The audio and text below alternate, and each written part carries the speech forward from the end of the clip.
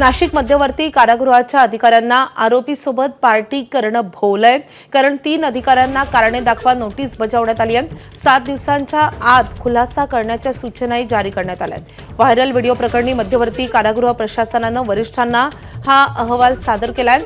3 तुरुंग अधिकाऱ्यांवर कर्तव्यात कसूर केल्याचा ठपका ठेवण्यात आलाय। नाशिक मध्यवर्ती कारागृहातील 3 तुरुंग अधिकाऱ्यांची आता चौकशी सुरू करण्यात आलेली आहे। फसवणुकीमधील एका जामिनावर मुक्त झालेल्या आरोपीसोबत त्यांनी शासकीय निवासस्थानामध्ये पार्टी केल्याचा व्हिडिओ सोशल मीडियावर व्हायरल झाला आणि या प्रकरणी हिरालाल भांबरे, जगदीश ढुमणे आणि अशोक मलवाड या 3 अधिकाऱ्यांची आता विभाग अंतर्गत चौकशी सुरू झालेली आहे।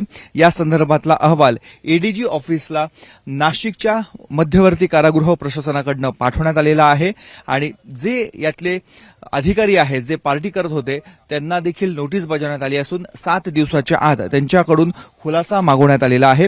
त्याचबरोबर महाराष्ट्र कारागृह नियमावली आणि नागरी सेवा शिस्त आणि अपील अंतर्गत ही आता पुढची कारवाई केली जाणार आहे। मात्र कुठल्या ना कुठल्या कारणाने नाशिकचं मध्यवर्ती कारागृह हे कायमच चर्चेत असतं। आता मात्र गौरव मिश्रा हा 2024 मध्ये नाशिकच्या मध्यवर्ती कारागृहामध्ये होता आणि त्याला 21 नोव्हेंबर 2024 ला जामीन मंजूर झालेला होता। ह्या मधल्या कालावधीमध्ये हा आरोपी आणि त्याचबरोबर अधिकारी हे एकमेकांच्या संपर्कात आले आणि हा संपर्क इतका वाढला की अधिकाऱ्यांना थेट या आरोपी सोबत पार्टी करावं असं वाटलं। आता या चौकशीमध्ये नेमकं काय समोर येतं, या अधिकाऱ्यांवर काय कारवाई होते हे बघणं तेवढंच महत्त्वाचं आहे। कॅमेरामन मंगेश सोनवणेसह मुकुल कुलकर्णी, एबीपी माझा, नाशिक।